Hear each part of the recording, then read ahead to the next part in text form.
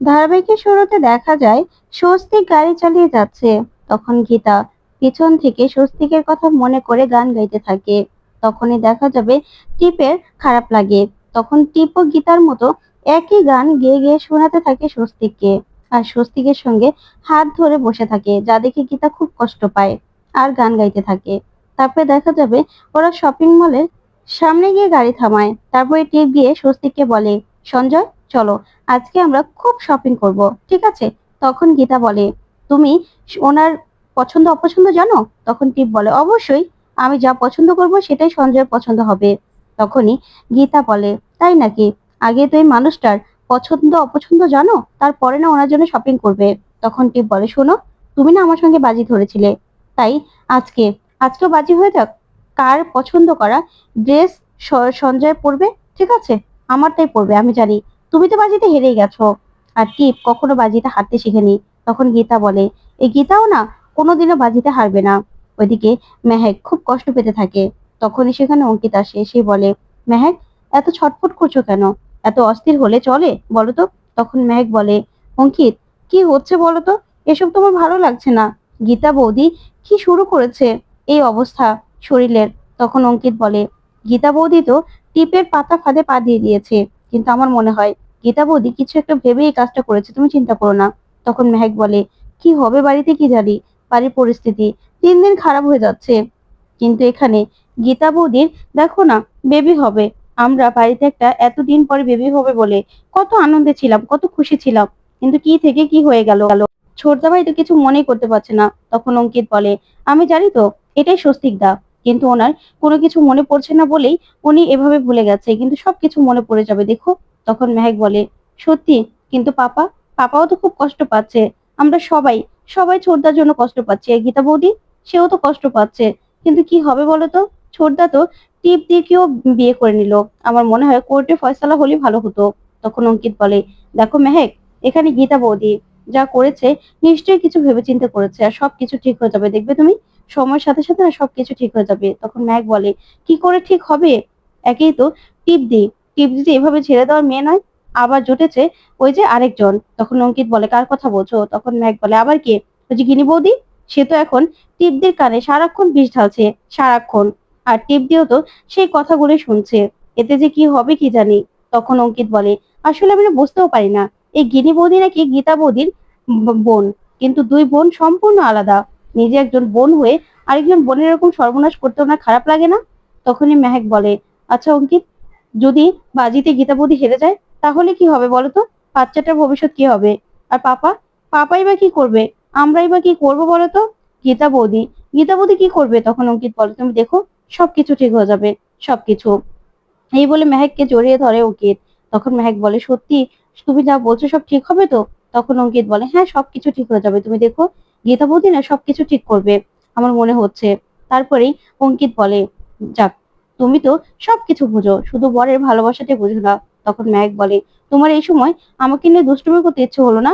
আমার না একদম ভালো লাগছে না অঙ্কিত। তখন অঙ্কিত বলে, কেন? কেন তোমার ভালো লাগছে না বলো তো? আমি তো তোমার স্বামী, তুমি তো আমার কথাও বুঝবে বলো।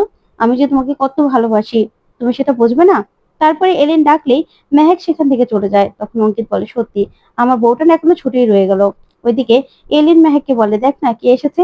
তখনই মেহেক দেখতে পায় যে প্রিয়ঙ্বদা চ্যাটার্জি আর তার মেয়ে আর ভাইয়ের মেয়ে এসেছে। তখন তো দেখে মেহেক খুশি হয়ে যায় আর বলে, কাকিমণি আপনি এসেছেন, আপনি কেমন আছেন? তখনই প্রিয়ঙ্বদা বলে, আমি ঠিক আছি মেহেক। আচ্ছা, আমি টিপের সঙ্গে দেখা করতে এসেছি, টিপ কোথায়? তখন মোহিনীরা বলে, হ্যাঁ, দিদি কোথায়? ওদের তো দেখছি না। তারপরেই দেখা যাবে মেহেক বলে, আসলে টিপদি তো বাড়িতে নেই, ওরা শপিং এ গেছে। তখনই ঈশা বলে, ছোটদা আর গীতা বৌদি। তখন মোহিনী বলে ওঠে, আচ্ছা, এটা তো প্রমাণ হয়নি যে উনি তোমার ছোটদা। তখন সুহানা বলে, আচ্ছা চুপ কর না মোহিনী, আমরা এখানে এসেছিলাম টিপদির সঙ্গে দেখা করতে। তখন প্রিয়ঙ্বদা বলে, আচ্ছা, টিপ যখন বাড়িতে নেই তাহলে আমি আজকে চলে যাই, আমার একটা কাজ আছে। তখনই গীতা চলে আসে, সেই বলে, দাঁড়ান, আপনার মেয়ে এখনই চলে আসবে। আপনার মেয়ের সঙ্গে দেখা করতে এসেছেন আর দেখা না করেই চলে যাবেন? তখন প্রিয়ঙ্বদা বলে, তুমি চলে এসেছো? তখন গীতা বলে, হ্যাঁ, আসলে আমি চলে এসেছি। দেখুন না, বাড়ির সবার জন্য আমি শপিং করে নিয়ে এসেছি, আর আপনি আপনি প্রথমবার এই বাড়িতে আসলেন। তখনই দেখা যাবে মোহিনী বলে, তা কাবাব মে হাড্ডি তুমি কেন হতে গিয়েছিলে? তখনই প্রিয়ঙ্বদা বলে, মোহিনী, ভুলে যেও না এটা তোমার বাড়ি নয়। যখন তখন অসভ্যতম করা যায় না। তখনই গীতা বলে, কে যে কাবাব মে হাড্ডি সেটা তো পরেই বোঝা যাবে, তাই না? সময় হলেই সেটা বোঝা যাবে। তখন প্রিয়ঙ্বদা বলে, আচ্ছা টিপ কোথায়? তখন গীতা বলে, টিপ চলে আসবে, চিন্তা করো না। তখন প্রিয়ঙ্বদা বলে, আমাকে উঠতে হবে, আমি টিপের সঙ্গে দেখা করেই চলে যাব। তখন গীতা বলে, না না, আপনি বললেই হলো নাকি? আপনি এই বাড়ির মেহেকের আত্মীয়া। আবার তাছাড়া তাছাড়া আপনি আমাকে নতুন জীবন দিয়েছিলেন। আপনি আমাকে তুলে নিয়ে না গেলে আমি হয়তো বা বেঁচেই থাকতাম না। তার জন্য আমি সারা জীবন আপনার কাছে কৃতজ্ঞ থাকবো। আপনি আমাকে বাঁচিয়েছেন। ঠিক তখনই সেখানে টিপ আর স্বস্তিক চলে আসে, আর টিপ বলে, সেই জন্যই এইভাবে পিঠে ছুরি মেরে তুমি প্রতিদান দিচ্ছ, তাই না? তখন টিপের কথা শুনে সবাই অবাক হয়ে যায়। তখনই প্রিয়ঙ্বদা বলে, আহ টিপ, শুধু শুধু অশান্তি করো না। এসব কেমন কথা? কি কথাবার্তা বলছো বলো তো? তারপরে টিপ বলে, ঠিকই তো বলছি, সেজন্যই তো আমার স্বামীকে নিয়ে ও টানাটানি করছে। সঞ্জয় শুধুমাত্র আমার, আমার সঞ্জয়। ওইদিকে দেখা যাবে মোহিনী বলে, আচ্ছা জিজু, এবার কিন্তু পুজোতে আমাদের সঙ্গে পার্টি করতে হবে। তখন গীতা বলে, পার্টি? আর উনি উনি তো কখনো পার্টিতে যান না। তখনই এই কথা শুনে টিপ বলে, কে বলেছে? সঞ্জয় আমার সঙ্গে পার্টিতে যেত, হ্যাং আউট করতো, আমরা লং ড্রাইভে যেতাম, অনেক রোমান্টিক মোমেন্ট আমরা পার করেছি। তখন গীতা বলে, তাই নাকি? আগে তো এই মানুষটার ভালো মন্দ পছন্দ অপছন্দ জানো, তারপরে না হয় এইসব কথাগুলো বলবে। তুমি তো এখনো মানুষটার কিছুই জানো না। তখন টিপ বলে, কে বলেছে জানি না, সময় হলে না সবটা বলে দেবো, সবটা। তখনই দেখা যাবে প্রিয়ঙ্বদা চ্যাটার্জি বলে, টিপ, এবারেই খেলা থেকে তুমি নিজেকে থামাও, থামাও তুমি। তুমি নিজেরও সর্বনাশ করছো, আর এদের সবার সর্বনাশ করছো। কেন এরকম করছো বলো তো? কেন এরকম করছো? ঠিক তখনই সেখানে গিনি চলে আসে, এসেই বলে, আপনি তো মা, আপনি একজন মা হয়ে আপনি চান না আপনার মেয়ে ভালো থাকুক? আপনি তো দেখছি গীতার হয়ে কথা বলছেন, নিজের মেয়ের ভালো মন্দটা তো আপনি বুঝতেই পারছেন না। আপনি কেন এসব কথাগুলো বলছেন? তখনই দেখা যাবে গিনির কথা শুনে প্রিয়ঙ্বদা চ্যাটার্জি অবাক হয়, বলে, তুমি তুমি কে? তখন গিনি বলে, আমি এই বাড়ির বড় বউ, আমি গিনি মুখার্জি। তখন গীতা বলে, দিদি দিদি থামবি, তুই একটু চুপ কর, এখানে এসব কথা বলার মতো সময় নেই। ওইদিকে দেখা যাবে তখনই টিপ বলে, হ্যাঁ, উনি তো আমার সো কল মামি, তাই আমাকে তো এসব কথাগুলো বলবেই। তখনই গিনি বলে, মানে কি বলছো টিপ তুমি? এসব বলে কেন? সো কল মাম্মি মানে? তখনই দেখা যাবে টিপের কথা শুনে অপমানিত বোধ করে গীতা। তারপরেই গীতা টিপকে বলে, টিপ, একদম না, আমাদের বাড়িতে উনি এসেছেন, তুমি এইভাবে এইভাবে ওনাকে অপমান করতে পারো না। তোমার এরকম ভাবে ওনাকে অপমান করার কোনো রাইট নেই, বুঝতে পেরেছো? তুমি না তোমার মুখটা সামলে রাখো।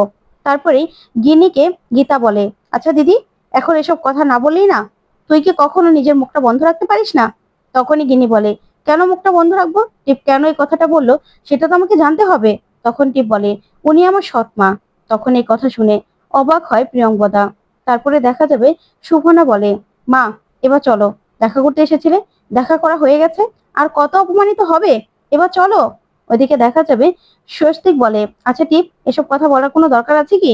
তখন টিপ বলে, ছোটবেলা থেকে উনি এরকম করেছে, আমি যেটা করতে চেয়েছি সেটা উনি বারণ করেছে। তখন প্রিয়ঙ্বদা বলে, আমি বারণ করেছি তোমার ভালোর জন্যই, তুমি যদি আমার বারণটা শুনতে, আজকে দিনে না তোমার এই অবস্থা হতো না, এত খারাপ অবস্থাও তোমার হতো না, বুঝতে পেরেছো? তখনই টিপ বলে, আমার ভালোটা না আমি বুঝি, এসব আমাকে বলতে হবে না। তখন মোহিনী বলে, ঠিকই তো বলেছে, সবসময় তুমি অন্যের কথা ভেবেছো, তো কখনো টিপদের কথা তো ভাবনি। তখন সুকন্যা বলে, চুপ করবে মা, চলো, চলো এখান থেকে চলো, আর তোমাকে অপমানিত হতে দেখতে আমার ভালো লাগছে না। তখনই প্রিয়ঙ্বদা চলে যেতে লাগলেই গীতা বলে, না, আপনি কোথাও যাবেন না। আর শোনো টিপ, তুমি না এই বাড়িতে আছো, এই বাড়ির একটা সম্মান আছে, আর এই বাড়িতে দাঁড়িয়ে থেকে কেউ অপমানিত হতে পারে না। তখন মেহেক বলে, টিপদি, এই বাড়িটা না আমাদের, তুমি অপমান করার কে বলো তো? ওনার সঙ্গে তুমি একদম এরকম ভাবে কথা বলবে না। তখনই মেহেক প্রিয়ঙ্বদাকে বলে, কাকিমণি, আমি আপনার কাছে ক্ষমা চাইছি, আমি টিপদির হয়ে ক্ষমা চেয়ে নিচ্ছি। তখন ঈশা বলে, হ্যাঁ, এটা আমাদের বাড়ি, তাই আপনি প্লিজ এভাবে চলে যাবেন না। তখনই গিনি বলে, আচ্ছা টিপ, তোমরা কি শপিং করে আনলে সেটা তো আমাদের দেখাবে, তাই না? দেখানো তো উচিত। তখন টিপ বলে, হ্যাঁ হ্যাঁ, আজকে না আমি প্রচুর শপিং করেছি, সবকিছু ব্র্যান্ডের জিনিসপত্র কিনেছি আমার সঞ্জয়ের জন্য, সবকিছু কিনেছি আমি। তখন গীতা বলে, হ্যাঁ, আমি তো ব্র্যান্ডের কিছু কিনতে পারিনি, তবে আমার সাধ্য মতো আমি যা পেরেছি তাই আমি ওনার পছন্দ মতো কিনেছি। তখন দেখা যাবে অঙ্কিতা বলে, আচ্ছা আমাদের জন্য কিছু কিনোনি? তখন গীতা বলে, সবার জন্য কিনেছি, সবার জন্য। তারপরেই দেখা যাবে প্রিয়ঙ্বদা বলে, আচ্ছা গীতা, তুমি এই খেলায় কেন রাজি হলে বলো তো?